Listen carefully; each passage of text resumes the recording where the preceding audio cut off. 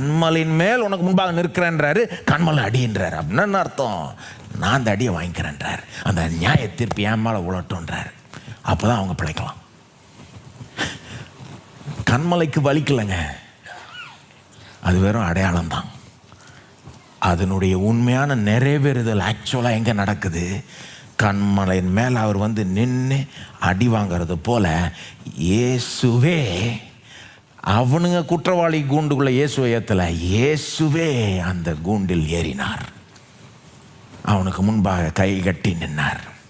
கடவுளே அந்த கூண்டில் நின்று அவன் சொல்கிறத வாங்கிக்கிட்டு அவன் தீர்ப்பை ஏற்றுக்கொண்டு அதற்கப்புறம் அடி வாங்க தொடங்கினார்.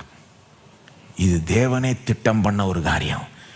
அவனை இழுத்து பிடிச்சி கெத்செமனே தோட்டத்திலேருந்து அவரை கைது செஞ்சு இங்கே இழுத்து பிடிச்சி இங்கே உள்ள இந்த கூண்டில் நிற்க வச்சு தீர்ப்பு கொடுத்தானுங்கன்னு மட்டும் இல்லை, இதெல்லாம் தேவனே ஸ்கிரிப்ட் எழுதிட்டார்.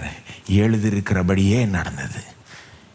இது மனித திட்டம் அல்ல, தேவனை இப்படி திட்டம் போட்டுட்டார். ஏன்னா எல்லா மனிதர்களும் செய்த பாவம் கொஞ்சம் நஞ்சம் இல்லை, பேசின பேச்சு கொஞ்சம் நஞ்சம் இல்லை.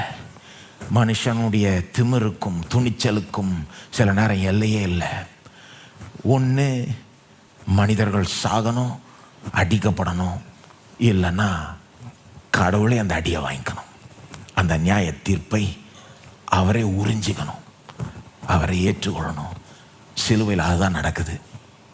நாம் தேவனை தவறாய் குற்றச்சாட்டியும் உலகத்தின் பிரச்சனைகளை எல்லாம் அவர் மேலே பழிய சுமத்தியும் அவர் நமக்காக குற்றவாளி கூண்டில் ஏறி நமக்காக நமக்கு வர வேண்டிய நியாய தீர்ப்பு அவர் பெற்று மரண தண்டனையும் அவர் ஏற்றுக்கொண்டு நம்முடைய பாவங்கள் அனைத்தையும் அதற்கு வேண்டிய தண்டனையை செலுத்தி உலக பிரச்சனைக்கான பதிலை உண்டாக்கி தருகிறார்.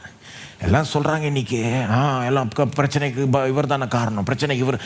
ஏங்க அந்த மாதிரி பேசுகிறதே வந்து நம்ம பிரச்சனை.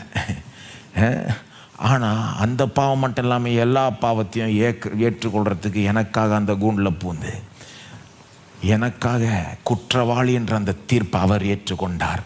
இந்த தண்டனையை செலுத்தி அந்த சிலுவையின் மூலமாக தான் இன்றைக்கு உலக பிரச்சனைகளுக்கான தீர்வு உண்டாகிவிட்டது. அவர் பிரச்சனைக்கு காரணர் அல்ல, தீர்வுக்கு தான் காரணர். சிலுவை தான் எல்லா உலக பிரச்சனைகளுக்கும் தீர்வு. God put himself in the dock.